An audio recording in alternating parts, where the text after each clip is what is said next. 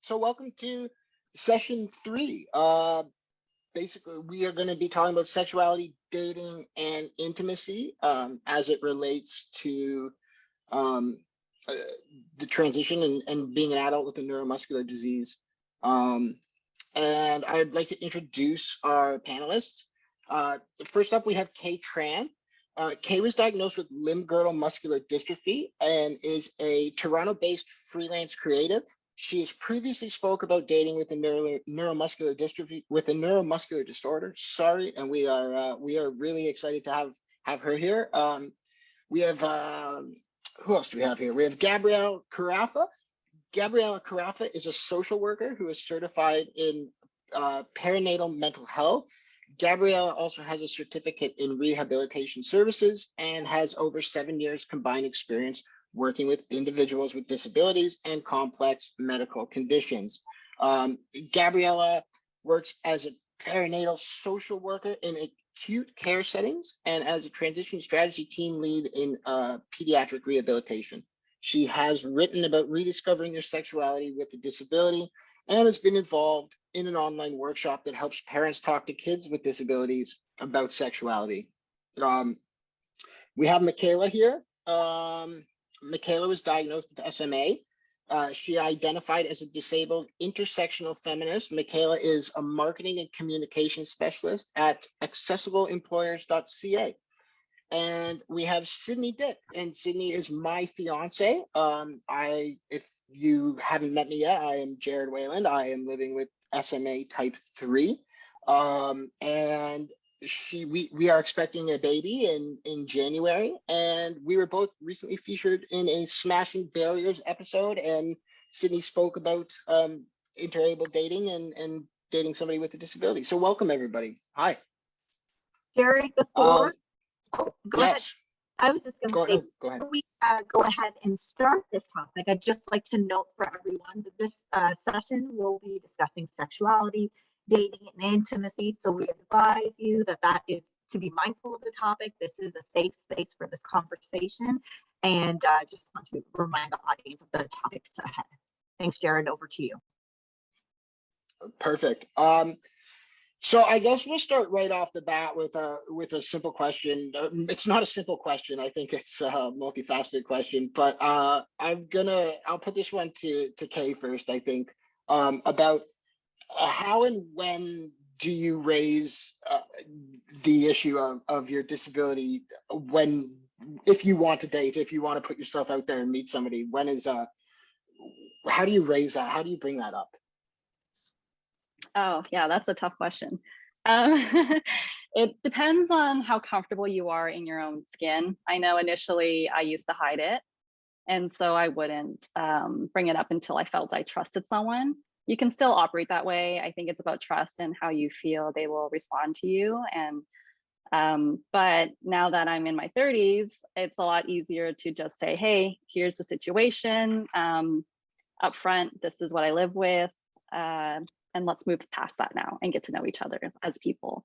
So when you kind of take ownership of your situation, there's just more empowerment, and it's a good filter to just kind of gauge whether or not this person is worth your time. So in hindsight, like, I wish I just owned up to it instead of hiding it. The thing with limb-girdle is it's very slow progressive, so I don't look stereotypically disabled.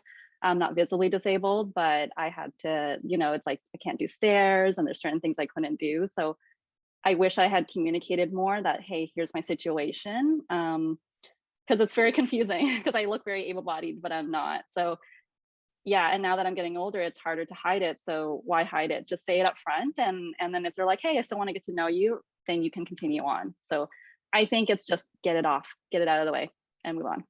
That's how that really resonates with me as well, because I was basically in the exact same shoes as that, where I was not so upfront about it from the get-go, and in hindsight I really wish I was. I mean, I'm 33 now, and it took me it took me probably 20 years to get comfortable with who I was as a person, not even just from dating, but as a whole, right? And I think once you do kind of put yourself out there and realize that there's a lot more to a person than a neuromuscular disease or whatever, then that's definitely a great stepping stone, I think, and great advice. But there's on also, that. I'm just gonna bring this up real quick too. Yeah. When you kind of hold this weight of keeping this secret, it's also not very fun, right? So you're kind of like, yeah, you kind of get along, but you also feel like you're holding, like you're telling a lie because you're not being authentic. And so one thing I found when I didn't say it up front and I waited till I trusted them, it really added more weight and pressure to have this big reveal. And I was making it a bigger thing than it should have been. And it's like, why is it on me to have to hold this secret or not be authentic and really fear how they're going to react? So if you just get it out of the way, you're going to feel a lot lighter and you're going to be able to enjoy dating. Like once you just get it off your chest and go from there. Exactly. And we did have a comment that just came in, and Yep. I think we can probably all agree to it too, that sometimes it is exhausting to talk about your disability, and to have to volunteer the info to kind of get what you need is not always maybe the ideal way to do it, but it does help. I think what it is, because it seems like it's our responsibility to have to educate people all the time, and to a degree, yes, but at the same time, like I think it's good to acknowledge, like, hey, here's the situation. I don't feel comfortable disclosing all details right now, but just so you know, there is something here, and we can explore that later when I feel more comfortable and ready to talk about it. And so then they have kind of a heads up of like what's happening and what situation they're getting into and who you are. And then that's the whole part of getting to know each other more, where you're like, you get to ask questions like two normal people getting to know each other. So I think kind of just quickly addressing it, but not hiding it either. But you don't have to disclose the details until you feel like you have the energy, you're comfortable, or you're ready. So that's my advice, but don't hide who you are. No, absolutely. Micaela, I see you nodding. Did you want to add anything into that as well? I think my experience is a little different because I have spinal muscular atrophy type 2. So I've always used a power wheelchair, and it's very visible. So I think I don't necessarily have the experience of being able to hide it or having to sort of come out about it. But definitely like trying to be authentic and have those conversations is super important. Exactly. And I think like it kind of starts with what we're doing today, right? For a lot of people, is being able to have this safe space where we can go back and forth and just kind of talk about this and whatnot. Gabriella, did you want to say something? I saw you nodding along as well. I wasn't sure if you wanted to jump in or. No, just nodding along in agreement. Perfect. All right. Now, I'm not sure how many of you currently have partners or not. And this kind of goes with the last thing. At what stage were you upfront with your current partner? Did it take some time to get into that conversation, or what's your experience with that? I guess we kind of just touched on it, but anybody wants to jump in? If not, we'll move along. I can speak to that. I've been with my partner for 6 years. We met online, and I was pretty upfront with my disability. I would always include like a photo in my wheelchair and some kind of like lighthearted mention of it in my bio. And I found that people would definitely have questions, and sometimes they were a bit invasive, but like people who are more genuine would just be curious and have questions. And definitely like right off the bat, we would have conversations about how it affects me or how it does or doesn't impact life. I'll put this one to Sydney, because I really don't, it's kind of a blur in my memory, but I don't even remember like when we first met, kind of how I brought it up. So maybe you want to give a little insight into how that went. Nothing too crazy, but just to talk about that as somebody not living without a disability that's dating somebody who is disabled. Yeah, so when we were first talking, we met online as well, and you were upfront about it. You told me that you had SMA, but like Kay was saying before, you didn't go into every single like I didn't need to know every detail at that point in time, right? We were just getting to know each other, and that's an important part of who you are. So it was good that you told me and didn't try to hide it, but we didn't have to start talking about every single detail of your care and like all of that kind of stuff right off the bat. That wasn't necessary, but I think that we started talking about it right from the beginning, and I think that was important, because honesty is an important thing, and that's an important part of who you are, right? So yeah. And we met online, and I think Micaela, if I remember correctly, did you say that you met online as well? Yes. And Kay, I'm not sure about your experience with online dating versus meeting people in person, but with the advances of online dating, I feel for one that it became a lot easier for me to make that connection with people initially. And I don't know what the two of you think on that, if you tried traditional ways of meeting people or what. I've tried both. I used to make a profile. I'm single right now, but I used to make a profile where I visibly put my cane in the photo and ones without it. And I found that the ones where I had the cane, a lot of them were like, fortunately, I haven't had too many rude comments or anything, but a lot of them did praise me, like, hey, good for you, or at least you're still good looking, or you should get a gold cane, and or, you know, what do you live with? A lot of them were really curious. But again, the thing with online and offline dating is online, you get to have a bit more control of how you want to portray yourself. So you get to really kind of put through your personality more, control your image a bit more. And so you have a chance to connect with someone on a, you know, human to human basis versus like them only seeing you for your physical body or your mobility aid. And so that's what's nice about online dating. I find you get a chance to really have a conversation where the focus isn't about like, hey, like, what do you live with? Unless you choose to disclose it. But then the next step would be like, when do I reveal it? How will I meet them? Is it safe to meet them? So that's kind of the downside of, I guess, online dating in general, but we have more to consider because our safety is at risk and we're very vulnerable. The thing with offline dating is they get to see you for who you are, and they know exactly up front because they can see it. And so you kind of already lifted that burden of having to come out of the disability closet and disclose them your medical history. So that's kind of the upside of, I guess, in-person dating, and they can see you for who you are. And that's nice because, you know, I've had coworkers and people, they see it. So you don't have to talk about it, and you can just, if they want to know, respectfully, you can educate them. But again, with that said, like, online dating is a little tricky in that sense, but it gives you an opportunity for them to really talk to you and like get to know you and maybe fall for you before they're like, you know what, that doesn't matter because I fell in love with your personality. We send each other memes. Or you can even get an opportunity to work on communication, your social skills. Maybe you can have cyber sex, you can do video calls, and you can still have a virtual relationship without putting your physical health at risk. So there's a lot of pros and cons. It just depends on what you're comfortable with and what works for you logistically as well. Because, you know, I used to go on dates where somewhere that I knew I could independently get up from the chair from, if I can drive there myself. So I can just be comfortable and be me and not have to worry about like, shit, they're going to see like, I can't get up from this chair and they're going to think I'm a burden and then they're going to be afraid. But it's like, this is just an aspect of me.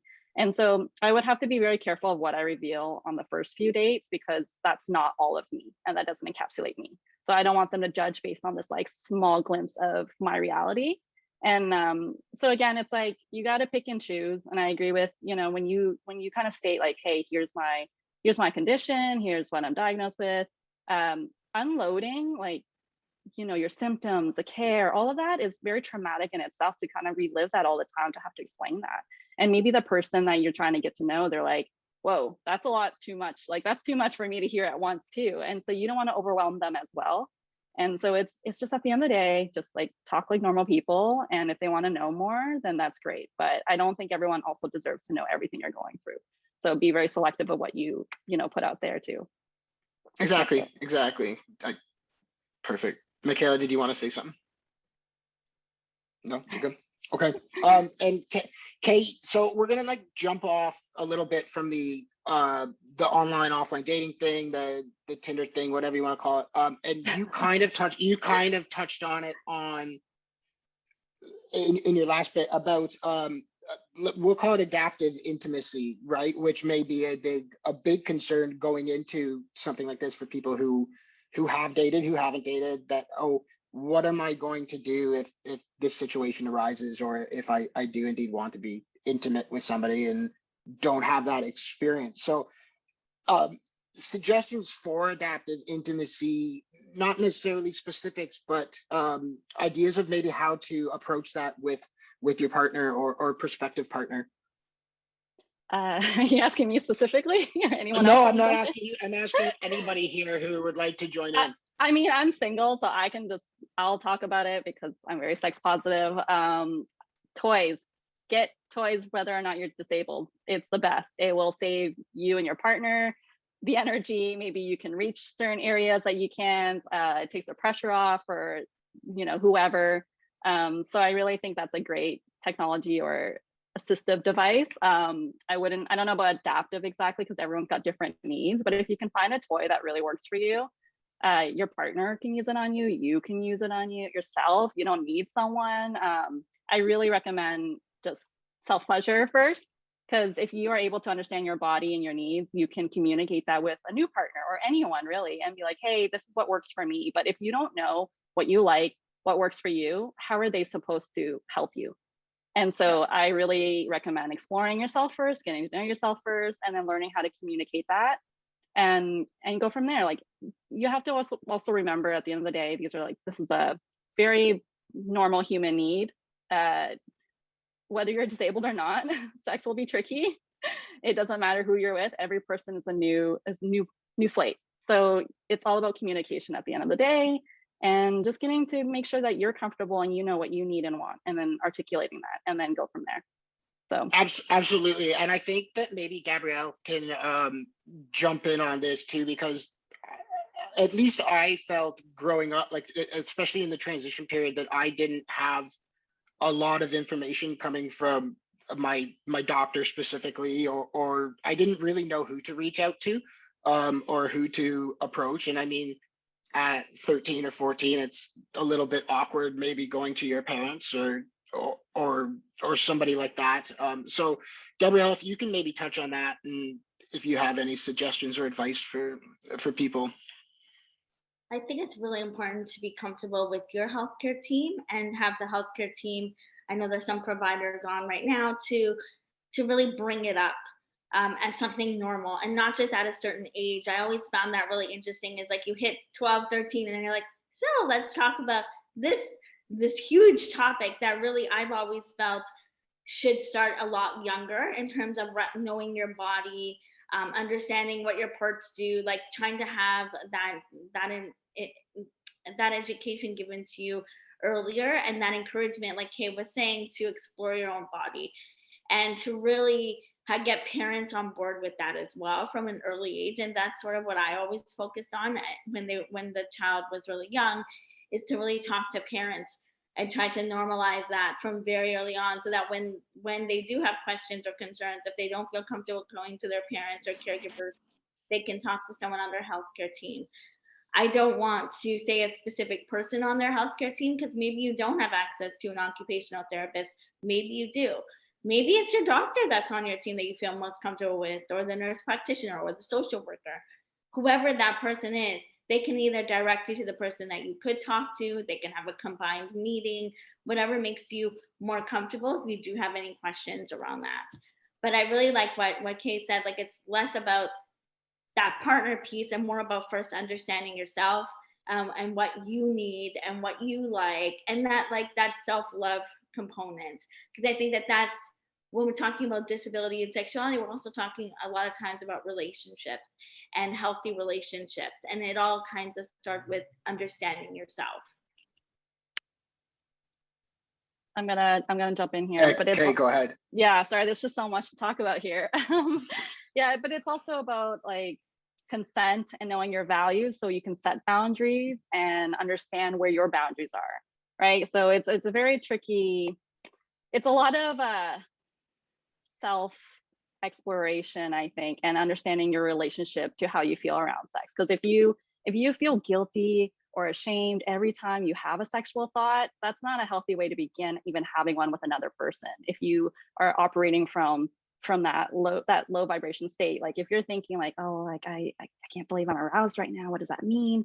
You can't feel good if you're already having these conflicting feelings. And so I think you need to work through, how do you feel about sex? How do you feel about yourself? How do you feel about all the things surrounding that before you can even put yourself out there to date? Because the dating world is brutal and it's difficult in general. So it's going to be more difficult for us, and you need to have thick skin and know what you need and want while you're navigating this crazy world of dating, because there will be some assholes out there. There will be a lot of rejection. There will be a lot of things that will make you not feel good. But if you come from a strong place of knowing what your worth is and what you want and need, no one can phase you, and you're going to vet people so much easier. So it's going to be a better experience overall versus like going out there and seeking validation from someone else. But you can operate from like, do I want to date you?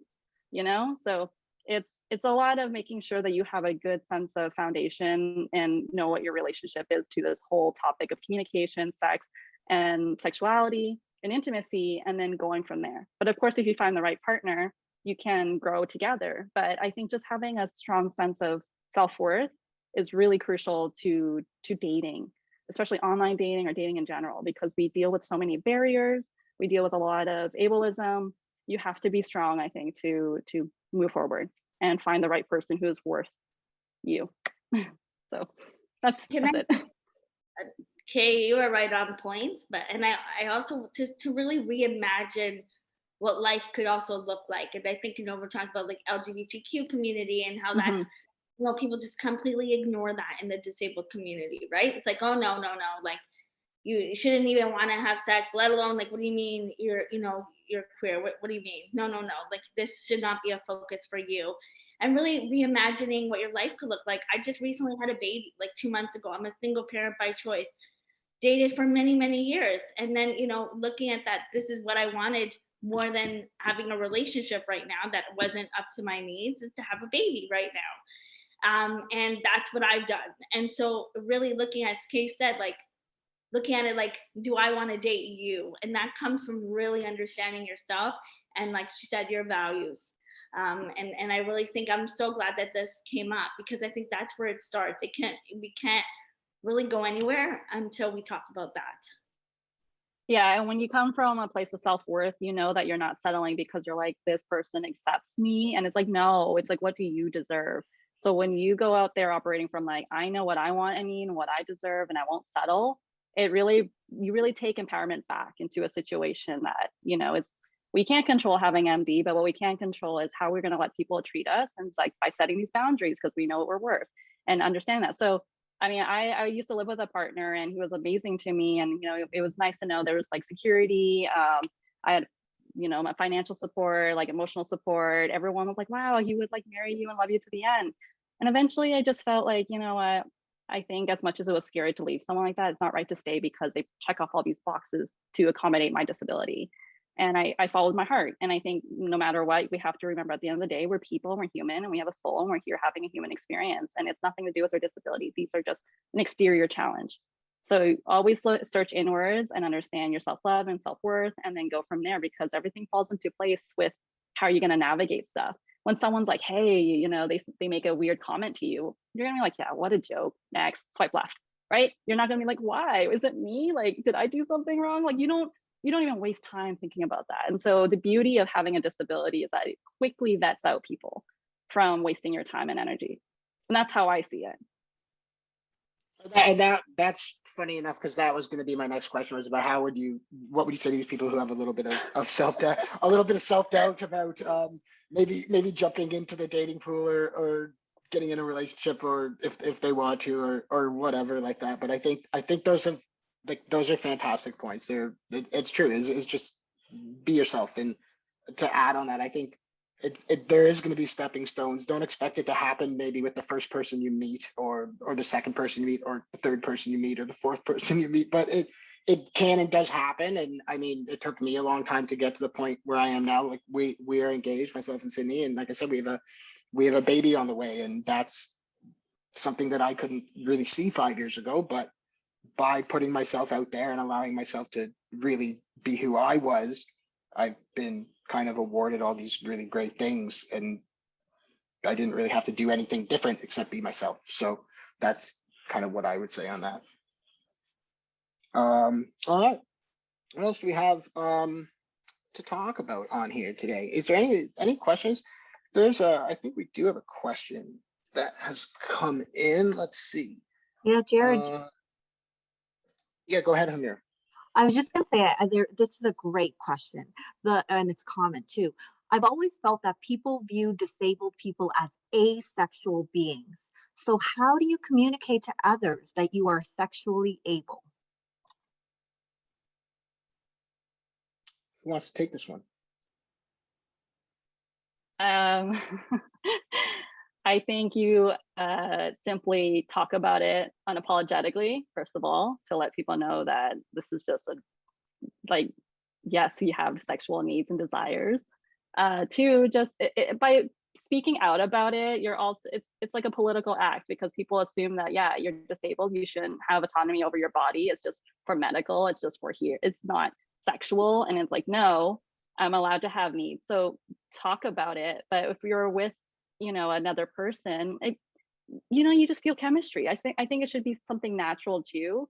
If someone's like, hey, can you even get aroused? Can you get wet? Can you get hard? Like, what's your deal? And it's like, well, if you're not going to be that intuitive, then like, get out of my face, because that's weird. But at the same time, like, it depends, right? Like, if they're asking out of respect, go for it, educate them. But some people ask it in a really weird way. And I think it all depends on each person, but you just simply say like, hey, I'm really attracted to you, and then make out with them. Like, it's not that hard. Like, just show them, talk about it, be like, hey, what do you like? This is why I think it's important before, when you're starting to get to know someone, flirt with them, test the water, see if you have chemistry, work on your sexual communication, maybe sex, maybe do a video call, do all that before you meet up in person, and then see if the sparks fly too, right? Like, everyone's different, and this is something I'm exploring in myself. Like, you can be compatible, but is there chemistry? You can have chemistry, but are you compatible? And it's finding that fine balance if you want to actually find a long-term partner. But if you just want to have, just like a little fun, just communicate it, say it straight up, be like, hey, yeah, let's get together tonight, and yeah, we'll see, right? Like, you just gotta say it and own up to it. And if they're like, oh, that's weird, I didn't know you can do that, then don't share your time with them. Like, just throw it out. Just throw them out. Throw them in the trash. Right? Throw them. Yes, right. Throw them out. I just say communicate. Just communicate. That's Gabrielle, it. Go ahead.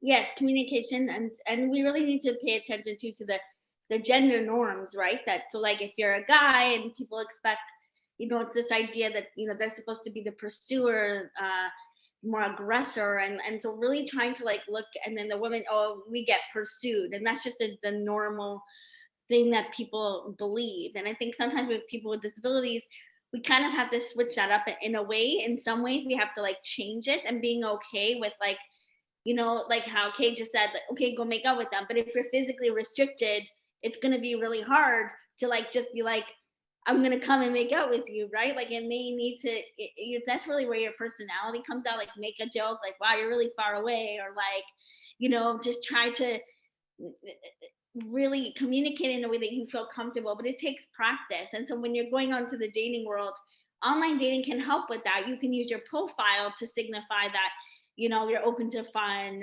and add in a couple jokes there. Or you can use your profile to talk about questions you really don't want to be asked. Like, if you're gonna message me and ask me if I can have sex, please swipe left. I'm trying to remember, it's been a while.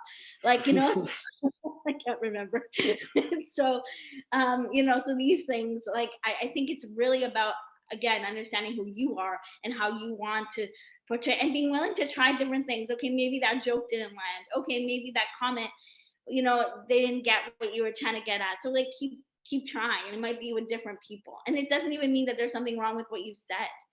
Like Kay said, online dating is really tricky, and even meeting people in person can be really tricky. Like, you're at a bar, the bars are high. You can't exactly like go up to somebody sometimes and start a conversation that isn't awkward in this super like crowded bar, like those things. And so like we really have to think of different ways to connect on that level, especially, I find. Yeah, I agree. You have to be a bit more aggressive, because I find that even though I get pursuers and they like me, I think sometimes they're afraid to do anything because they're like, I don't know if I'm going to hurt you. And so you do have to kind of take initiative to be like, no, I'm good, I can do this. Or like, hey, I would really like if you'd kiss me right now, like, or you just kind of communicate that. But I also agree with what you said, Gabriella. It's like when I did online dating, and I tell everyone this, just use it as a practice, use it as a thing to kind of gauge what works and what doesn't, and to build that courage, that muscle, that confidence muscle, to just be like, hey, here's my situation. If it's like, so I experimented, which is why I made 2 types of profiles, which is one with that showed my disability and one that didn't. Maybe I don't show my mobility aid because that's not the focus, but I'll write a blurb that says something about my situation and what I'm passionate about. And so it really is just like trial and error and communicating that. And yeah, just be yourself and be confident, and just, yeah, flirt or don't. Like, it's up to you. Like, we're all human. So you just got to let them know, like, it's not a big deal. Like, I still have needs. And again, chemistry first before you just flat out say like, hey, by the way, I can have sex. And it's like, whoa, it's gauge the situation. Each person's different. Just know your worth. That's just where it stands for. Like, I think the big key theme here is that Gabrielle and I keep re-emphasizing is that know your worth, know your boundaries, know your values, and go from there. That's what I do. I don't know. If someone looks at me funny and they're like, oh, you can't do that, or they make a joke like, oh, I'm so proud of you, you came out with a cane anyways, I'd be like, no, don't look at me. And that's just like how I gauge who I let into my world. So everyone's different. Dating is tough.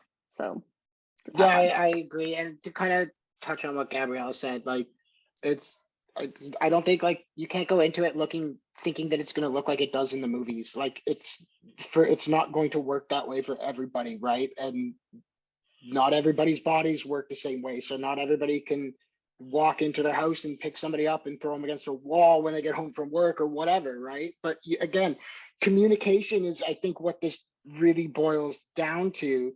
And I think it's really important that outside of intimacy and outside of that you're practicing this communication with this partner, because if you're going to have these conversations about sex and intimacy and how to have that pleasure with each other, then I think it starts well before that, in being open with each other around a various array of different topics outside of the bedroom, so to speak. Hamira, you said there's a question coming in, I think.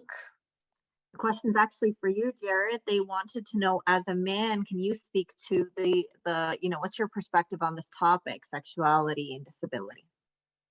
I mean, if you want to know the truth, I don't find it that different as a whole from what Kay and Micaela and Gabriella have been saying. But at the same time, like, there is this traditional role that a lot of people, I think, expect me to fill, that I'm supposed to be the muscle in the relationship, or I'm supposed to be the one who fixes things around the house, right? And the one who is the brawn and whatnot of this, and the aggressor and the pursuer. And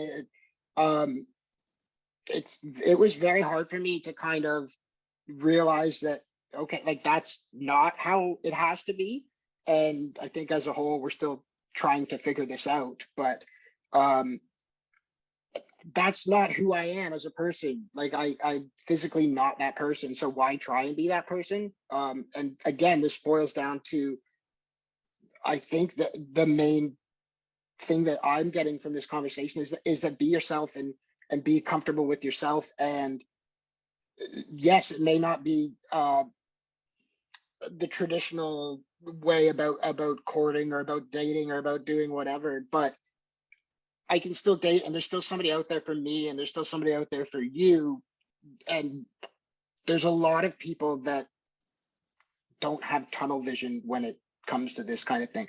There, for every 10 that do, like there's one that doesn't, is what I like to say. But yeah, there's people out there, and I'm open. I've recently just learned to become a lot more open about it, and that is, I think, the most important thing. So I hope that helps. Yeah, that's that. We've got about 5 minutes left or so. Micaela, I haven't heard from you in a little while down there. Was there anything that you wanted to add? I know you're really passionate about all of this, and I'm probably forgetting some things. Anything that you think is important that we should tell these people?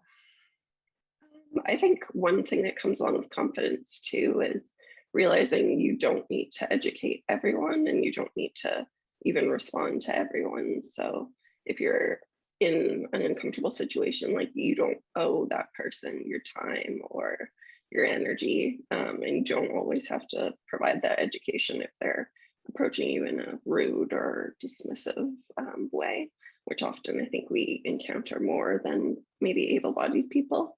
I definitely remember getting people asking me just straight out, like the first message, like, oh, can you have sex, or can you do this or that? And you don't owe them your time or your energy at all. And that's definitely something that comes with more confidence as you date. I agree. Sydney, anything you want to add? Sure. I would go back and touch on just what you were saying about like you were saying being a man with a disability, and that generally you're seen as the pursuer, and that you had this idea that maybe you're supposed to have a certain role. And like from my perspective, not being someone who generally, like I lived on my own for many years before I met Jared, and I'm a pretty independent person, and it was very refreshing to me to finally meet someone who could allow me to do all those things that I like to do, because I like to do things around the house like that would generally be seen as more of a traditionally male thing to do, like, I don't know, cutting the grass or whatever else. And it was nice to actually not be told that I can't do those things, and that that's supposed to be somebody else's job. And so I think that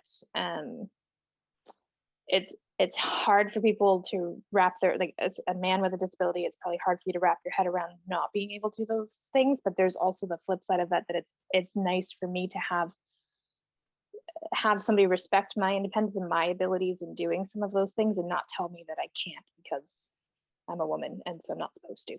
So there are definitely people out there, but I think it was Kay who was saying that or maybe Micaela, that for every one decent person you meet, there might be 10 people that you have to flip through first who are not going to be nearly as decent, which is really unfortunate, but totally worth it in the end when you get to that one person. Yeah. Perfect. Well, thank you all for tuning into this one. Thank all of you for joining in and providing a great discussion. I think that will be very beneficial for these people. Kay, Micaela, Gabriella, Sydney. Thank you very much.